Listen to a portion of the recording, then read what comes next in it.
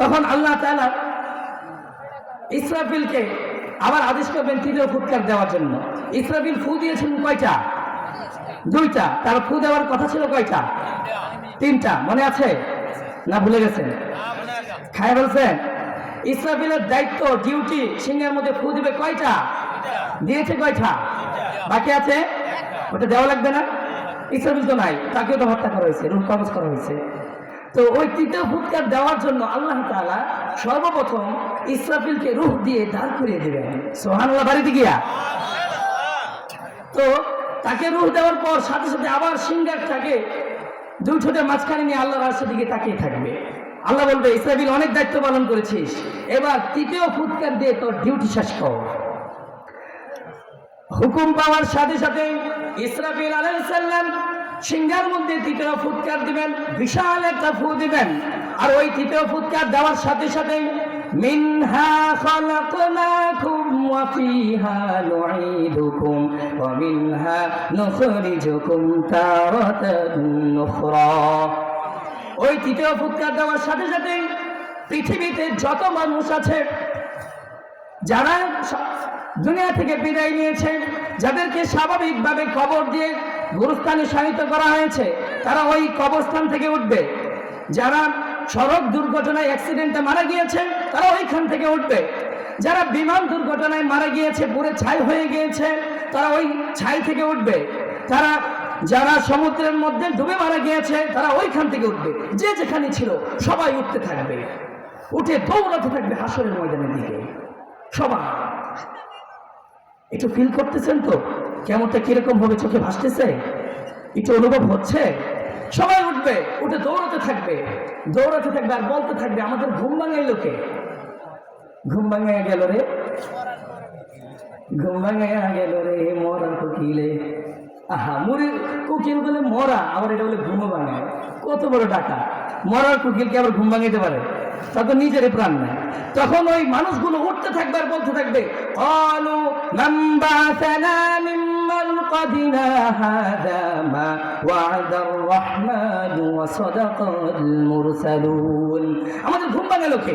সবচেয়ে বড় লম্বা ঘুম দিয়েছিল সাইয়্যিদিনা আদম আলাইহিস সালামের ছেলে হাবিল, যাকে হত্যা করেছিল কাবিল। জানেন না আপনারা? হাবিল হচ্ছে সর্বপ্রথম নিহত মানব। তার কবরের জিন্দেগিটা সবচেয়ে বড় লম্বা। ওই যে কত হাজার লক্ষ হাজার বছর পূর্বে তিনি কবরে শুয়েছিলেন, আজও শুয়ে আছে। কিয়ামতের ওই তৃতীয় নম্বর ফুৎকারের সাথে সাথে তিনিও কবর থেকে উঠবেন, উঠে বলবেন, ক্বালু ইয়া ওয়াইলানা মান বা'সানা মিন মারকাদিনা। কে ভাঙালো আমার ঘুম? কে ভাঙাইছে? মরার কোকিলে কে ভাঙাইছে? আল্লাহ। আল্লাহ ঘুম ভাঙিয়েছে। ফেরেশতারা বলবেন, হাযা মা ওয়া'দার রাহমানু ওয়া সাদাকাল মুরসালুন। এটা হচ্ছে সেই দিন যেই দিনের প্রতিশ্রুতি রব্বুল দিয়েছিলেন, যেই দিনের ওয়াদা রহমান তোমাদের সাথে করেছিল, হয়তো হচ্ছে সেই দিন। আর যেই দিনের ভয়, যেই দিনের বার্তা তোমাদের কাছে নবীরা পৌঁছে দিয়েছিল, ওটা হচ্ছে কিয়ামতের দিন, ফাইনাল খেলার দিন। কি খেলার দিন? ফাইনাল খেলার দিন। ফেরেশতারা বলবে, দুনিয়ার বুকে যে বিচারগুলো পাও নাই, ওই বিচারগুলো আজকে করে ছাড়বে কে?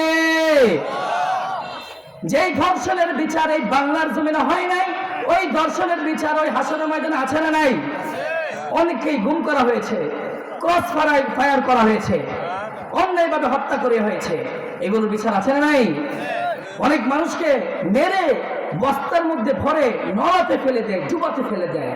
বস্তা খোলার পর দেখা যায় লোকটার হাত বাঁধা, চোখ বাঁধা, মুখ বাঁধা, দেহটা ফুলে তিনজনের সমান। কে মেরেছে কেউ জানে না। এগুলোর বিচার আছে না নাই? আল্লাহ তাআলা সেদিন এগুলোর বিচার করবে। এত ভয়ঙ্কর পরিস্থিতি হবে।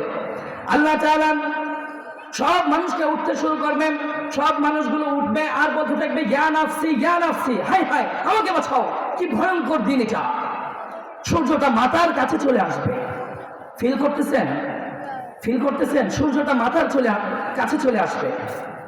বিশ্বনবী বলেন, ইহশারুন নাসু ইয়াউমাল কিয়ামাতি হুফাতান উরাতান গুরলা। মানুষগুলো কিয়ামতের ময়দানে খালি গায়ে উঠবে, জুতা ছাড়া উঠবে, খালি পেটে উঠবে। পেটে কোনো খাবার নাই, গায়ে কোনো জামা নাই, পায়ে কোনো জুতা নাই, মুখে আছে শুধু চিৎকার। মুখে আছে কি? শুধু চিৎকার, ইয়া নাফসি, আমাকে বাঁচাও। সূর্যটা মাথার কাছে চলে আসবে ভাই সেদিন।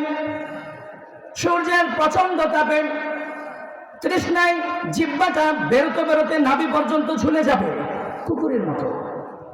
মাথার মগজগুলো ভাতের মারের মতো কোলে কানের ছিদ্র আর নাকের ছিদ্র দিয়ে পেয়ে পেয়ে পড়বে। মালকারিয়া মালকারিয়া ওমা আদরাকা মাল কারিয়া। সেদিন হচ্ছে ফাইনাল খেলার দিন। কি খেলার দিন? The final game will be played on the day of resurrection, the day of Qiyamah, the day of Al-Qariya, Mal Qariya, Wama adraka Mal Qariya. Ayesha রাদিয়াল্লাহু তাআলা জিজ্ঞাসা করলেন, ইয়া রাসূলুল্লাহ, আর-রিজালু ওয়ান-নিসাউ yanzuru ba'duhum ila ba'din, don't they feel any shine? There are no garments on their bodies, no dress on their body. নবীরে, এতগুলো মানুষ নারী পুরুষ একসাথে হাসরের ময়দানে, গায়ে কোনো জামা নাই, উলঙ্গ, নেকেড, লজ্জা লাগবে না? রাসূল বলেন, আয়েশা তুমি লজ্জার কথা চিন্তা করো। সেদিন দিনটা এত ভয়ঙ্কর হবে। সেদিন মা তার মেয়েকে দেখে দৌড়ে পালাবে, বাবা তার সন্তানকে দেখে দৌড়ে পালাবে। আল্লাহ তাআলা বলেন, ইয়াউমা ইয়াফিরুল মারউ মিন আখিহি ওয়া উম্মিহি ওয়া আবিহি ওয়া সাহিবাতিহি ওয়া বানি লিকুল্লি ইমরিইন মিনহুম ইয়াউমাইযিন শা'নুন ইউগনি। সেদিন মা তার মেয়েকে দেখে চিনবে না, মেয়ে তার মাকে দেখে চিনবে না, বাবা তার ছেলেকে দেখে চিনবে না, ছেলে বাবাকে চিনবে না, ভাই ভাইকে দেখে চিনবে না, ইমাম সাহেব মুসল্লি চিনবে না, মুসল্লি ইমাম সাহেব চিনবে না, পীর সাহেব মুরিদ চিনবে না, মুরিদ পীর সাহেবকে চিনবে না, নেতা কর্মীকে চিনবে না, কর্মী নেতাকে চিনবে না, কেউ কাউকে চিনবে না। দিনটা এত ভয়ঙ্কর হবে না আয়েশা। মানুষগুলো প্রথমে যে আকাশের দিকে তাকাবে, ওই ভয়ের চুটে কার গায়ে জামা আছে কার গায়ে জামা নাই মুহূর্তের মধ্যে ভুলে যাবে, ওই চিন্তাই তো আসবে না। আল্লাহু আকবার।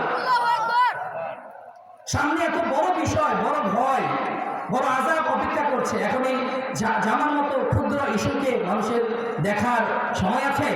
সময় না। যখন দুইটা বিষয় একসাথে হয়, একটা ছোট নগণ্য আর একটা অনেক বিশাল, তখন মানুষগুলো ফোকাস কোন দিকে থাকে? বড়টার দিকে না ছোটটার দিকে? সবাই বলেন না, কোনটার দিকে থাকে? বড়টার দিকে থাকে। একজন মানুষ ডায়রিয়া হয়েছে, এই জন্য কাঁদে। কি হয়েছে? ডায়রিয়া হয়েছে বা জ্বর হয়েছে, সেই জন্য কান্না করে। কিন্তু ওই লোকটার ক্যান্সারও ছিল, সে জানে না। কিছুক্ষণ পর আপনি বুঝাই দিলেন তোমার তো ক্যান্সার হয়েছে, তার যে ডায়রিয়া হয়েছিল ওটা ভুলে গেছে। সুবহানাল্লাহ বলবেন না? এতক্ষণ হাঁপানির ব্যবহার কেঁদেছে, ডায়রিয়ার জন্য কেঁদেছে, জ্বরের জন্য কেঁদেছে, তাই ক্যান্সারও ছিল। ডাক্তার কিছুক্ষণ পর প্রেসক্রিপশন নিয়ে এসে বললো তোমার তো ক্যান্সার হয়েছে, তুমি তো একজন ক্যান্সারে আক্রান্ত মরণ পথের যাত্রী।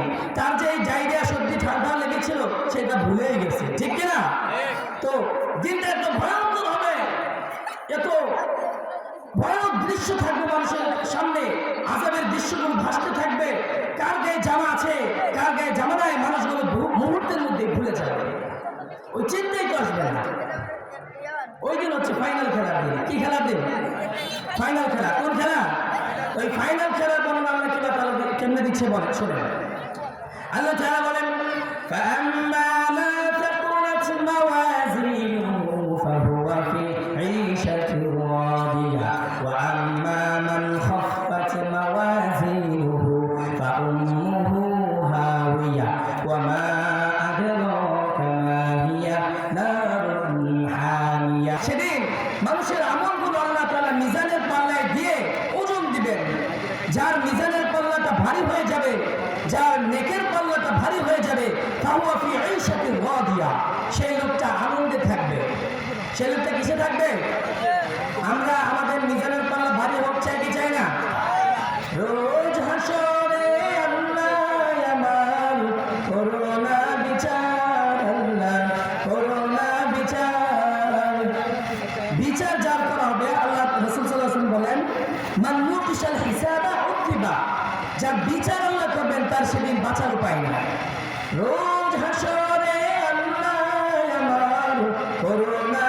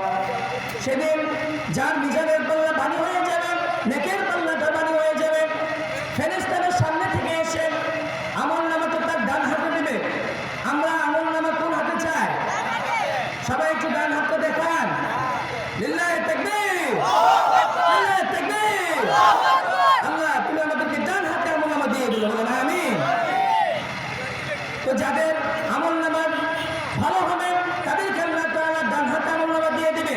সেই লোকটা খুশিতে আত্মহারা হয়ে তার স্বজনদের কাছে দৌড়ে দৌড়ে দেখাবে, দেখো আমি তো ফার্স্ট হয়ে গিয়েছি, আমি তো জান্নাতি হয়ে গিয়েছি। তখন সে খুশিতে দৌড়াতে থাকবে। আর যার আমলনামাটা হালকা হয়ে যাবে, আল্লাহ তাআলা বলেন وَأَمَّا مَنْ خَفَّتْ مَوَازِينُهُ فَأُمُّهُ هَاوِيَةٌ। যার মিজানের পাল্লাটা হালকা হয়ে যাবে, যার নেকির পাল্লাটা হালকা হয়ে যাবে, যার বদির পাল্লাটা ভারী হয়ে যাবে, সেই লোকটা সেদিন আযাবে থাকবে, দুঃখের মধ্যে থাকবে, ভয়ের মধ্যে থাকবে। আমরা কি আযাব চাই নাকি আল্লাহ তাআলার নাজাত চাই? জোরে বলেন না, আযাব চাই নাকি নাজাত চাই? وَأَمَّا مَنْ أُوتِيَ كِتَابَهُ وَرَاءَ ظَهْرِهِ فَسَوْفَ يَدْعُو ثُبُورًا وَيَصْلَى سَعِيرًا। যার নেকির পাল্লাটা হালকা হবে, বদের পাল্লাটা ভারী হয়ে যাবে, তাকে পিছনের দিক দিয়ে ঘাটটা ঘুরে হাতটা মুচকে পেছনের দিক দিয়ে আমলনামা দিবে, তো ভয়ঙ্কর হবে। তখন তাকে আগুনের মধ্যে নিক্ষেপ করা হবে। সে কাঁপতে থাকবে, বলবে আল্লাহ আমলনামা লাগবে না, আমার চাই না এই আমলনামা। আল্লাহ বলবে দরকার আছে, লাগবে, নে তোর আমলনামা। তুই যে দুনিয়াতে যে কর্মগুলো করেছিস, সব আমল, সব নেক বোধ, আজকে এই আমলনামা আমি লিপিবদ্ধ করে রেখেছিলাম, এটা দিয়ে দিলাম, তোর আমলনামা তোর হাতে। এখন তুই এই আমলনামা তুই পড়ে তুই নিজেই নিজের একটা নাম্বার দে। ওই নিয়ে নিজেই নিজের নাম্বার দেওয়া যায় না? পরীক্ষা দিয়ে আসার পর যে ছাত্রটা ভালো গোল্ডেন এ প্লাস পাবে, সে বের হয়ে বলে আমার সব হয়েছে, আমি এটা লিখছি ওটা লিখছি, সব দিচ্ছি, আমি 90 পাবো, 95 পাবো। কিন্তু যে ছেলেটা লাড্ডু গুড্ডু পাবে, কিছু লিখতে পারে নাই, সে পরীক্ষা হল থেকে মুখটা গুমরা করে ভার করে বের হয়ে বলে আমি কিচ্ছু লিখি নাই, আমার কিচ্ছু হয় নাই, আমি বলবো লাড্ডু গুড্ডু। ঠিক কিনা?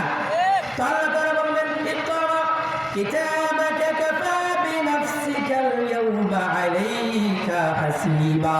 নে তো এই যে তোর আমলনামা তুই পরে তুই আজকে ডিসিশন নে যে তুই জান্নাতে যাবি নাকি জাহান্নামে যাবি।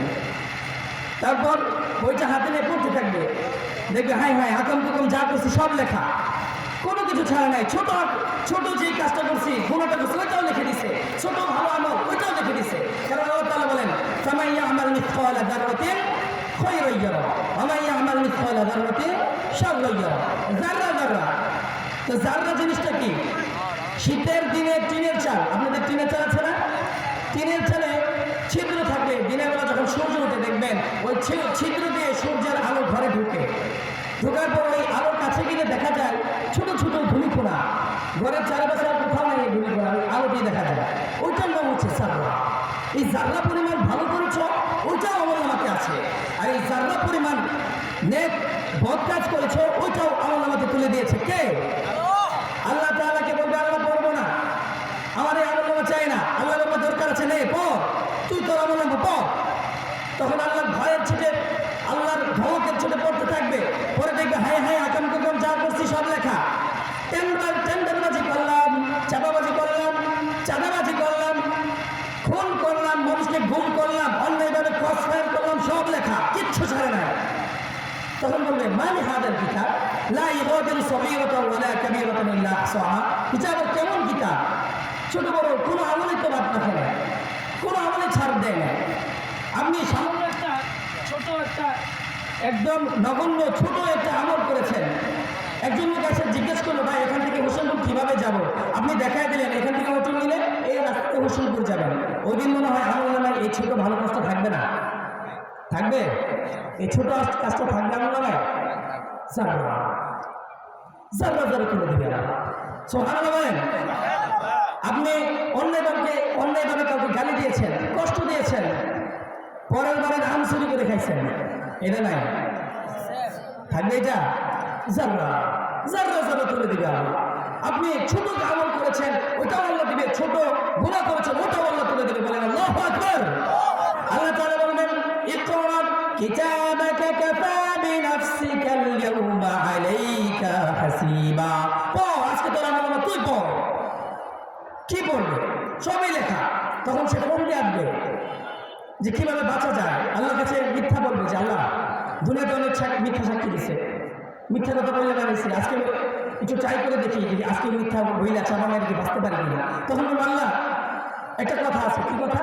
এই আমার নামা তো আমার না, এ আমার নামা আমার না। দেখছেন এরকম ভালো মানুষ আগাম প্রথম করে গেছে, কেউ বলে এখন আমার না, তো কেন তোর না? ফেরেশতা ভুল করে অন্য জনের আমল নামা আমাকে দিয়ে গেছে। নাউজুবিল্লাহ বলবেন না? ফেরেশতারা ভুল করতে পারে? ফেরেশতারা ভুল করে? আল্লাহ বলবে এটা তোর আমল নামা, সে বলবে এটা আমার না। আল্লাহ বলবে তো বলে আমি যদি প্রমাণ করতে পারি তাহলে বলবে আমি মেনে নিব।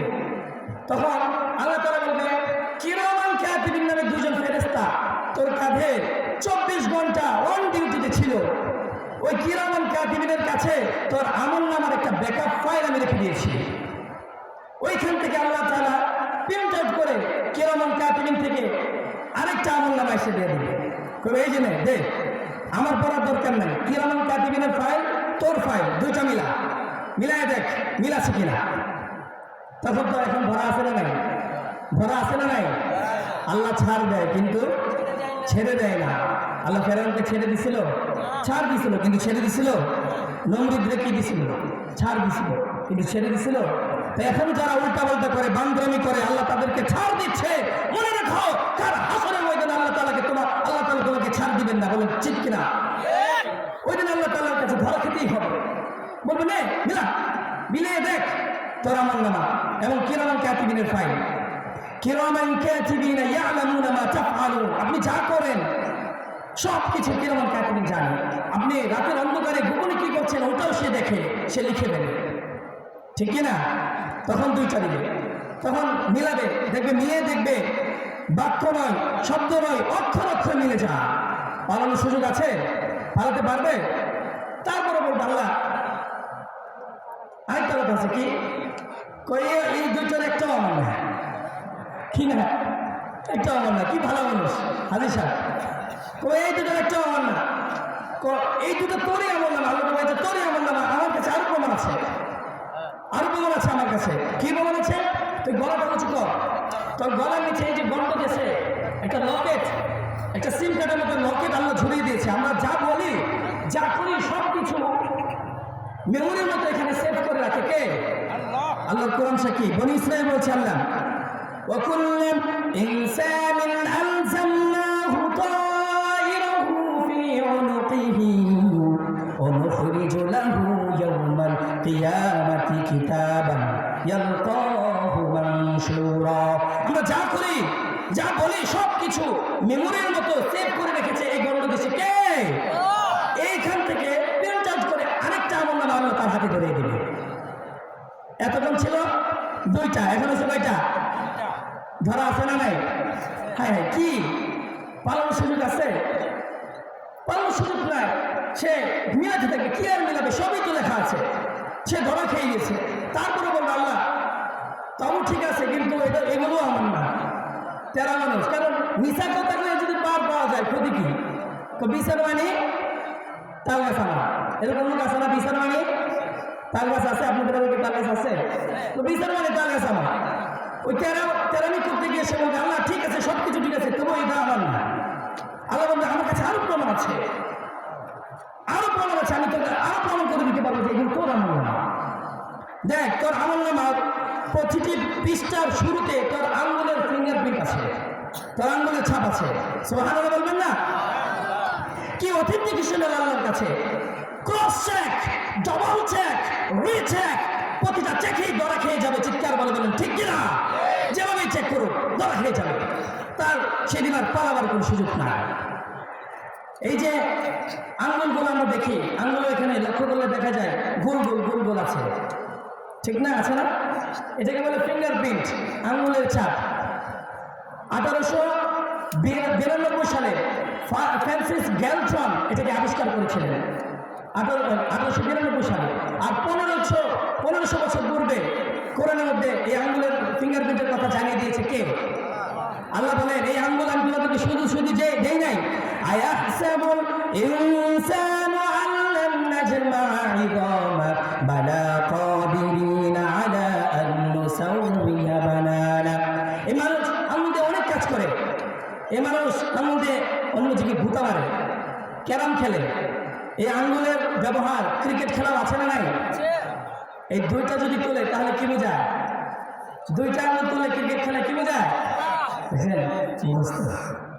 এরপরে একটা যদি তুলে খাইছে, সব বুঝতে। দুইটা তুললে ছক্কা, একটা তুলে আউট, তুই ভালো, তোর আর কোনো কাজ নাই, ঠিক কিনা? তো এই আঙ্গুল আল্লাহ তাআলা আমাদেরকে দিয়েছেন, এমনি এমনি না, এগুলো দিয়ে আমরা কাজ করি। তখন ওই হাসরের ময়দানে আমার নামের পৃষ্ঠার মধ্যে আমাদের আঙ্গুলের ফিঙ্গারপ্রিন্ট থাকবে। চিল্লায়া বলেন আল্লাহু আকবার। এই আঙ্গুলের কত কাজ দেখেন। আমাদের মানুষের হচ্ছে ফুট ফিঙ্গারপ্রিন্ট, আর পশুদের হচ্ছে ফুটপ্রিন্ট। পশুদের কি প্রিন্ট? ফুটপ্রিন্ট। পশুদের তো আঙ্গুল নাই, পশুদের আঙ্গুল আছে। গরুর ফুটপ্রিন্ট, ছাগলের ফুটপ্রিন্ট, বাঘের ফুটপ্রিন্ট। এই সুন্দরবনে কয়টা আমাদের বাঘ আর কয়টা ইন্ডিয়ার বাঘ, এটা কিন্তু হিসাব আছে। সুন্দরবনে কিছু অংশ আমাদের বাংলাদেশের আর কিছু অংশ ইন্ডিয়া।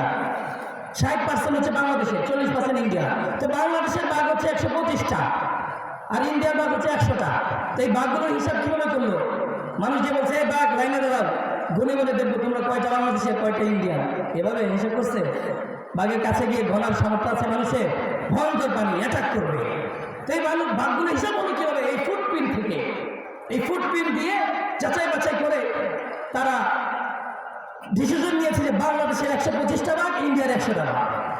তো ওই হাসরের ময়দানে আল্লাহ তাআলা তাকে এই প্রমাণগুলো তার সামনে তুলে ধরবে। তারপরে বলবো আমি করি না। এবার আল্লাহ তাআলা তার মুখকে বন্ধ করে দিবে, কারণ মিথ্যা কথা বলে এটা তো অভ্যাস হয়ে গেছে, মিথ্যা কথা বলতেই থাকবে।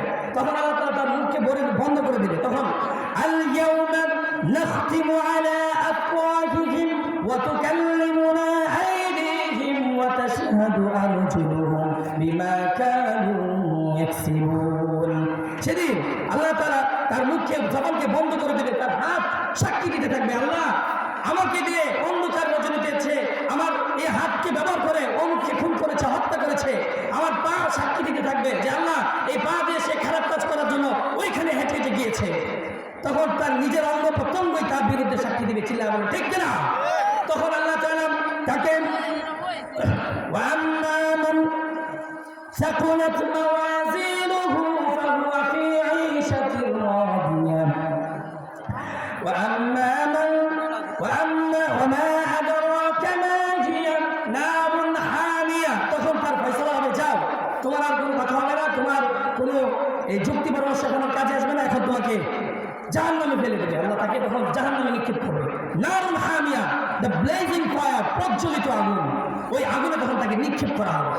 এই জন্য এই যে সংক্ষিপ্ত একটা বর্ণনা, মাত্র 11টা আয়াতে আল্লাহ তুলে ধরেছেন। এই যে কথাগুলো শুনলাম, বুঝতে পারলাম না কিয়ামতটা কিরকম হবে। এই কিয়ামতের ভয় আমাদের মধ্যে আছে না নেই?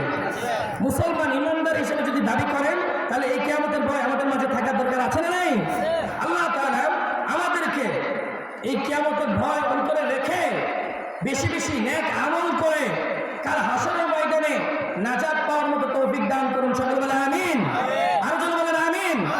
যতটুকু কথা বলেছি কোরআন সুন্নাহর আলোকে বলার চেষ্টা করেছি। তারপরে যদি আমার মুখ ফেসকে কোনো ভুল ইনফরমেশন ধরে থাকে, আল্লাহ তাআলা সেগুলো আমাদের স্মৃতির মধ্যে মুছে দিতে